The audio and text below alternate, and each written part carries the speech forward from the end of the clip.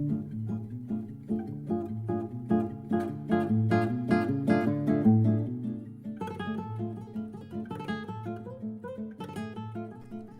and gentlemen, welcome to another episode of 5 Minutes with Sean, maybe 10. I am your host, Sean Welsh, as always. Before we get started today, how great is the intro music, right? I mean, it's awesome. And it came from a really great couple of musicians that I've been watching for a long time. One of which name is Fareed Haque out of Chicago. My business partner, Jeff, and I were going to see them. Him and his bands back in 2002, 2003, man. It was some of the best times I can remember. Anyhow, quickly, I was in Madison a couple of weekends ago and saw him and a gentleman named Goran Ivanisevic play dueling guitars in a really, really small venue. And they opened with this song, Gypsy Circus. And it's off of their album, Seven Boats. And man, it's awesome because not only was the riff really cool, and I had been looking for something to kind of start this podcast off with, but the name, after finding out the name, it was just perfect, right? Because this is what our industry can be. It can be quite a gypsy circus. So wanted to make sure I got that in there. I've neglected it for a few episodes now. Not cool of me, but I have announced it. We're here. You'll probably hear it throughout different stories about the music and history, just because they are a couple of great musicians. And you can find it on Spotify or even Fareed, Fareed, Fareed.com. So, all right, guys, let's jump into it. Today's episode is about the digital diet. And what the digital diet really is, it's this idea of being balanced with your advertising spend. And it came to me because over the years, my wife is just obsessed with health, wellness, and fitness.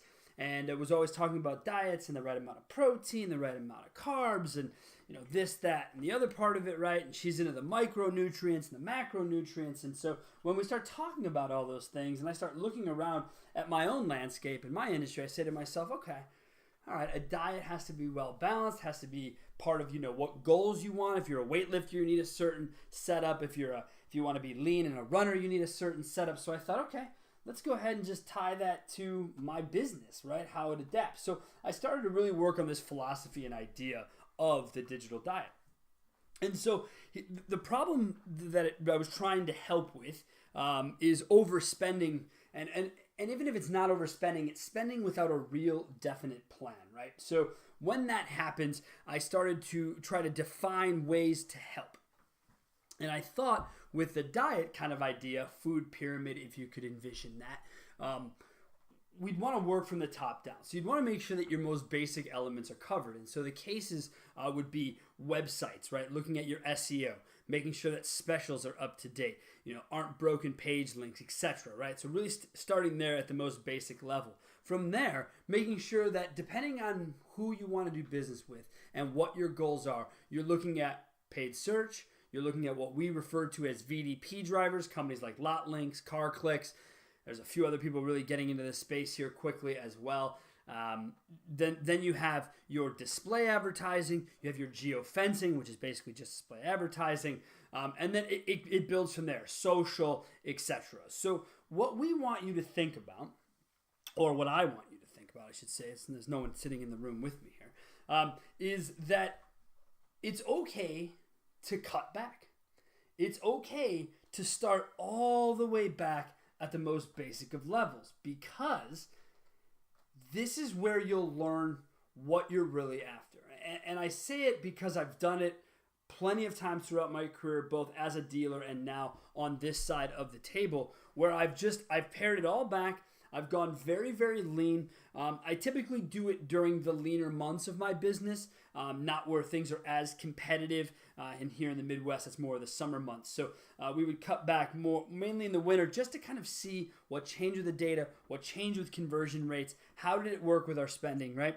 And so a part of the digital diet is also third-party aggregators. I don't think third-party aggregators are completely useless.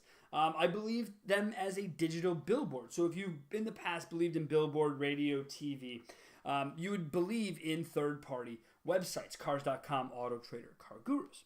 They're going to show your inventory. They're going to drive your traffic. So to me, they're still a little bit part of the higher piece of the food pyramid, because I want the lower piece in similar ways that I want the that I want the funnel, right? Now, you want to have all of the top shoppers here, middle funnel buyers, and then that low one that's about to fall out. So I guess in talking with you here, it's more of a reverse food pyramid because I am trying to make it more of a funnel. So it's a digital diet funnel, if you will.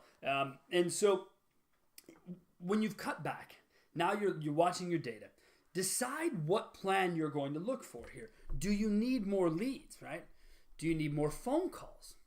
Everyone's going to say, of course, I need more. Well, referring to a previous episode, hopefully you've heard do you have a selling problem or do you have a opportunity problem? This is where that all kind of ties together, right? I want to make sure that if I'm going to do PPC, I have a message to scream from the rooftops. Otherwise, I'm not going to get involved in PPC. You don't always have to be in it every single month. Now, what to remember about that is that data also doesn't fire and campaigns can't be great in 30 days. So you have to have foresight. You have to have planning. These are all the things that I'm preaching to you. So if you know your slow months, let's just say are November and January through February, what we're going to do is we're going to let the campaign run through November. We're going to have it be in December. And then January, February, we're going to shut it down. Now, we pick back up here in April, sometimes the end of March. So on March 15th, I'm going to turn on an aggressive PPC campaign, maybe even on March 1st. That depends on my OEM, depends on what he's offering me. But I'm going to turn that campaign on. I'm going to run with it, right? And so that's my idea behind PPC. Same thing with VDP drivers. Do you have a bunch of old inventory that you only want people to see that and nothing else? If that is the case, then I would tell you to go in, dig in, and have a look at what inventory needs to be moved and sign up with a VDP driver to do so. If you are a new store, someone who is trying to, let's just say basically trying to get out as much information as they can about new location, new ownership, a new building, anything like that, you're going to use display advertising. When you do that, when you use display advertising, you're trying to just get people to have top of mind. That is the other part of the diet. So you have to make sure that you're balancing all of these parts. Geofencing can be used. Again, display advertising is what we might as well call it. But when we do that, you're doing it for a specific reason. Some people find it to be valuable to go after their competitor lots. I've actually seen better deals with high-end brands, Mercedes, etc., going into high-end communities, high-end condo establishments, etc., high-end golf courses, private golf courses, trying to geofence them to attract those customers. I do not find that the competition side of geofencing works very well at all. And so, again, part of your plan is your plan. Do you need a conquest? Do you need to deal with your own backyard? Do you need to have people in place? Do you not have enough salesmen coverage? Do you need more leads and opportunity? Or do you need a finite system in place to make sure you're taking care of what you already have? Those are the kind of things that I want you to kind of run through your head and just keep thinking about as we move through this. So remember, the digital diet is an idea of being well balanced. It's about not wasting money. It's about doing what you need to do in the season or time frames that you need to do them. Keep all of that in mind when thinking about this.